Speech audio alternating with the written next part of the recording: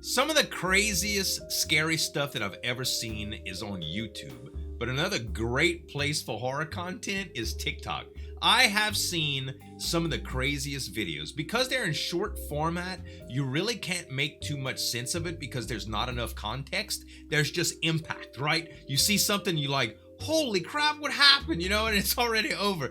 So in videos, they have to put together a little bit more unless it's a montage. And sometimes you can make sense of this, like, wait, something's not real right here. But in TikTok, it can leave some impact really, really fast. That's why I enjoy the platform so much. Spooks put together a couple TikTok horror stories today for us to watch. We're going to react to them. Make sure to head to his channel and subscribe, guys. Hit the notification bell if you like reaction videos. Subscribe to my channel as well. Let's get into these TikTok horror stories. To give you some context, I'm a 14-year-old girl. Yeah. And ever since I downloaded TikTok, me and my friends spared our free time making dancing videos for our TikTok accounts. Of course. One day we were hanging out at the mall, and we were all doing the renegade dance in front of my phone that was recording. Renegade dance. After we're done, I pick up my phone and watch the TikTok. Okay. In the video though, I notice a guy in the background. He looked to be about our age, maybe slightly older. Keep in mind, we were in a public setting, so it wasn't uncommon to get stares from other people passing by. Of course. Though this guy wasn't walking by, but more so standing still and sort of blankly staring at us. I mean, we all notice him, and one of my friends jokingly makes fun of him for being creepy, while another one of my friends thinks he's kind of cute. All in all, we thought nothing of it. I looked behind to see if he's still there, but he was gone. He's gone. Yeah. A couple of weeks go by, and I get a direct message from a guy named Greg on TikTok. The message said, "Hey, just noticed I was in your latest TikTok. I feel honored." I clicked on his profile and noticed that indeed it was the guy who was staring at us in my TikTok video. He liked you. We sort of went on chatting. Sure. And I actually find him to be pretty funny. That's the way to get. That's the way to get a date, man. And he asked me for my Snapchat. Of course. We text some more in messages, and eventually he asked me to go out to get some coffee sometime. He was kind of cute and, well, pretty charming over text, so I accepted. The day comes, and we meet at Starbucks. Right. When I see him, I immediately notice he's extremely nervous. For example, when I asked him how he was doing, he just kind of replied with one-word answers, and he kept acting like this for the entire date. He was nervous. I decided to break the ice by telling him he's pretty smooth over text, to which he replies that his older brother helps him out with girls. Then he kind of just falls flat again. There were a lot of long, silent pauses. That's a little weird. It was kind of starting to get a little awkward for me. Yeah. I felt bad for him, but at the same time, didn't know what to say. He's just awkward, Eventually, he excuses himself to the restroom. But this is a horror story. That's when I start to hear faint banging coming from the men's restroom. It was like banging on the wall. Is he hitting his head or something? Now, the Starbucks was pretty empty. Right. So I'm 90% sure the banging came from him. Oh no. Then the banging stops, and a couple minutes later, Greg comes out. I notice his forehead is red for some reason. He was beating his head against the wall. I called it. His head against the wall. That's when I decided something's off about him. Yeah. I tell him I need to head home by making up some dumb excuse. We told each other goodbye, and that's when I decided to end it with him. Maybe his brother. As soon as I get home and get on my phone, I see a bunch of notifications coming from TikTok. So I open the app and see that he's liked all of my TikTok posts. Right.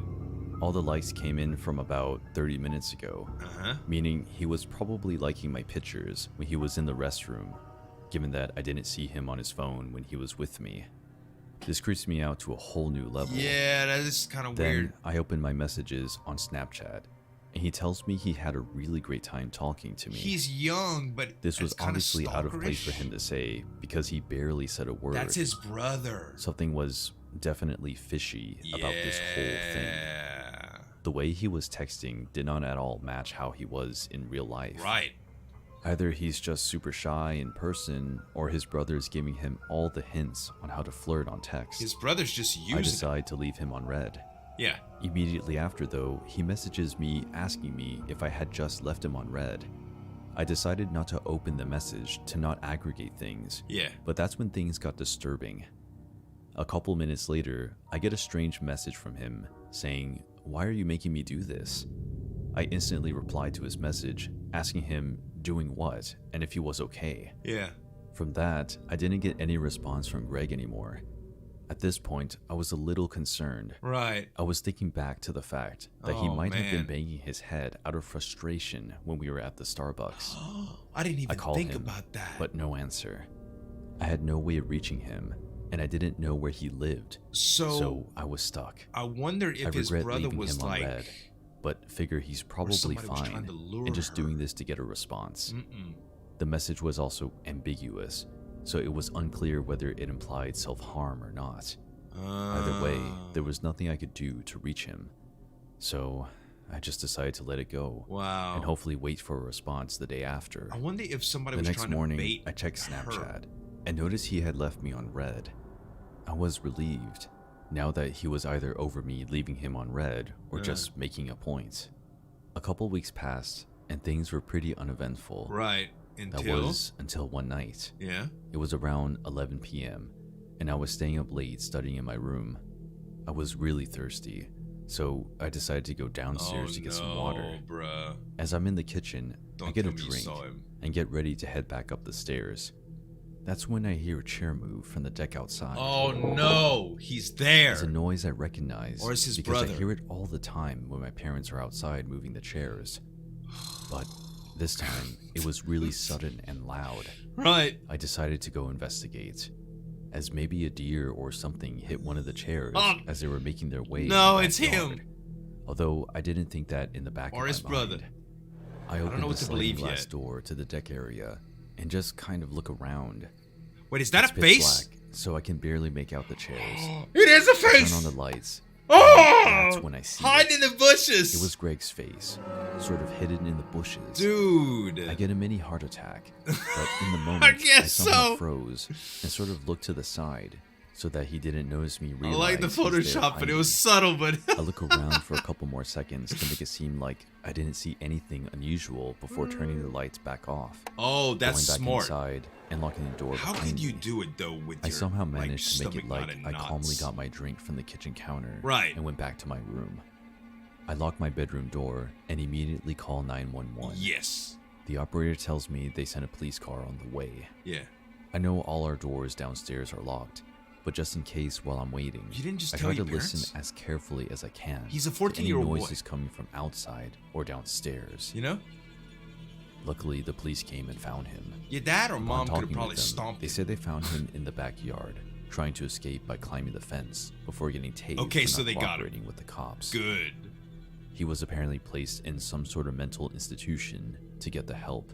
Wow. I'm glad Greg now receives the help he needs, but most importantly, that me and my family made it out safe. So his brother was just trying to help him, maybe totally innocently, but Greg was... This all happened when I was 19, and I downloaded TikTok for the first time. Okay. I started doing cringy dancing videos, which would get a lot of attention, but everybody then just kind of shifted to doing funnier skits and pranks with my friends. One day, a girl named Katie messaged me. I looked at her profile and noticed she had no TikToks, and she was pretty to the point that I had just dismissed her as a bot. Okay. It wasn't until 3 days later that she messaged me again, which was rather odd, given that bots almost never message more than once. Yeah. I clicked on her chat and replied, then looked at her profile again. Upon a second inspection, I saw that she had posted a couple of TikToks, so I realized it definitely wasn't a bot's profile. She's new. A couple of weeks passed, and we'd been talking for a good period of time, and she proposed the idea that I come see her. I was pretty reluctant, given that she lived nearly 8 hours from me by car. What? But I had to admit, I really did like her quite a bit, and I had been thinking about asking her if I could come see her for a while now. After a bit more badgering from her, I finally said that I would take the drive to go see her. Right. At this point, I had no reason to doubt she wasn't who she said she was. We video chatted every other week and called most days. So a lot of video chats. Things got a little weird on the way there, though. She kept messaging me, asking me where I was, and making sure I was still coming. Right. At some points, when it took more than 30 minutes to respond, she sent me a slew of annoyed texts. Admittedly, I had chalked this all up to her being nervous about me coming to see her. Yeah. I was pretty nervous too, or was it so I couldn't blame her. Somebody else that I had a was hard time like... finding the house at first, as the directions she gave me were pretty confusing, and it was back through a series of dirt roads 8 and hours a large group of trees. traveling, remember? It was still about midday when I arrived. I was met with an old-looking house. There was a window on the second floor that was boarded up. Katie's red buggy that she liked to talk about was parked in front of the garage, so this was comforting. Right. I took out my phone and texted her that I was here. She only sent a smiley face in return. When I got out of my car to go knock on the door, I noticed someone was looking at me from one of the second floor windows. Okay. I found it a little bit creepy. Yeah. I figured it was just her father or something. Why wouldn't you go to the door? She told me that he comes to stay with her every now and then. Okay. So I ignored it and knocked on the door. She opened up the door, smiling, and even gave me a kiss, which surprised me. Yeah? And I followed her inside. We sat down on her couch and started talking about our plans when I asked her about her dad. Yeah. You didn't tell me your dad was here, I said. Okay. Was that going to be a surprise, or... Katie looked confused and told me that her dad wasn't here. I thought she was keeping up some sort of act. Right. And I told her that she didn't have to keep pretending, and that I had seen him looking at me through the upstairs window. Uh-oh, did Katie know? Katie suddenly went pale and said that we had to get out of there now. Oh no. We both ran out to our cars, and when I questioned Katie, she informed me that her dad wasn't there and that she'd been home alone until I showed up. Holy crap. I called the police, and while I was on the phone giving the address, Katie gasped and pointed to the window where I had seen the guy last. Yep. He was looking at us through the window again. I got a better look of him, Somebody's and he in her seemed house. older and frail, almost like he hadn't eaten anything in a while. Was it a squatter?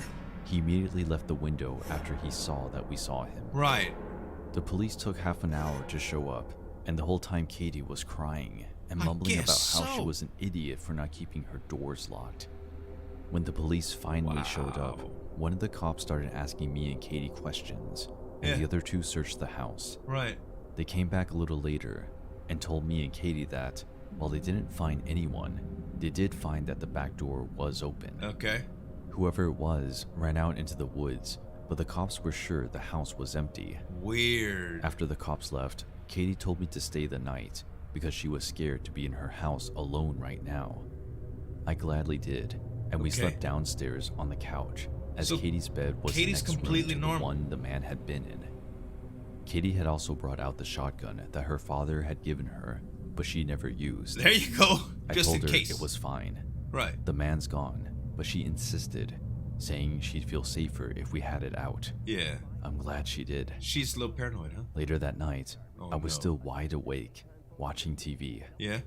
Katie had somehow managed to fall asleep. From the kitchen, I heard the sound of a door handle being wiggled. Oh, At no. this point, I wasn't even scared. Back? I was just pissed. Oh. I flipped on the light in the kitchen and pointed the gun at the kitchen door.